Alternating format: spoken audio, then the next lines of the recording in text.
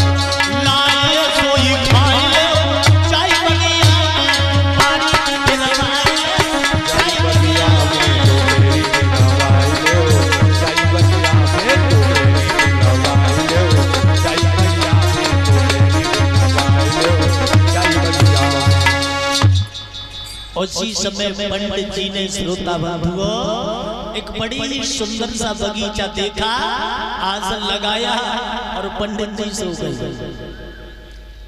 और एक रास्ता बीच में बना लो, जहाँ की आने वाली है। अब बूढ़ी की ब्याह हो, रुक्मणी को ब्याह हो।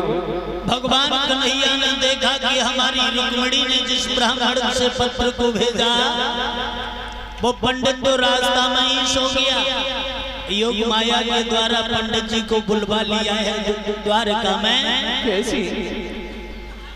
जब पंडित जी घूमने लगी, दो कुर्सी लाके रखते हो, दो कुर्सी।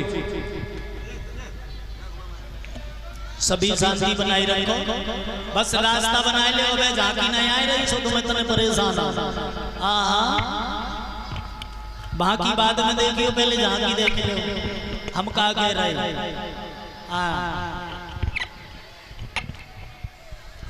जिस समय पंडित जी पहुंच जाते हैं, जाकर के द्वारका में बलराम से मिले। ये कहने लगे भैया बलराम हमें कन्हैया से मिलना था। कहने लगे वो 7 हाथ के सिंहासन पर भगवान बैठे हैं, चले जाओ। उसी समय तपस्या सामने बैठी उसी समय भगवान से जाकर के मिले। ये भगवान से कहने लगे पंडित जी कि हमें कुंदनपुर से आई। कहने लगे प्रभु तुम्हारी जो दासी है ना रुक्मणी, उसी ने मुझे भेजा है। उसी समय भगवान कन्हैया ब्राह्मण को समझा करके विमान में बैठा करके लेकर चले आते हैं। उधर सुखदेव जी बोले कि राजन परीक्षित, भगवान कन्हैया जिस समय आए तो कहने लगे जाओ और रुक्मणी को पूजा करने के बहाने इसी मंदिर में भेज देना। उसी समय श्रोता बंधु भगवान कन्हैया जब रुक्मणी पूजा करने आई तो एकदम से पूजा के बहाने जब मंदिर के करीब आई, भगवान से जब मुलाकात हुई, भगवान रुक्मणी को बिठा करके रथ में ले जाते हैं। उधर जब शिशुपाल और रुकुम को पता चली है तो भाग कर के श्याम सुंदर को घेर लिया है।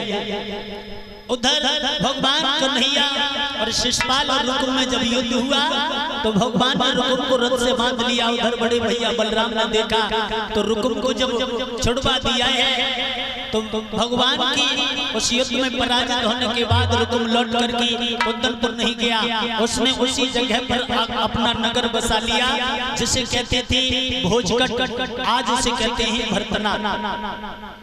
आगे जब महाराज भीष्म ने सुनाया कि भगवान मेरी बेटी को ले गई है, उसी समय आदर के सहित मैया शुद्धमती और भीष्म को बुलाया, मंडप गड़वाया गया है बड़े ही हर्षोल्लास के साथ में। जब विवाह हुआ तो अब इनका जयमाला कार्यक्रम करवा।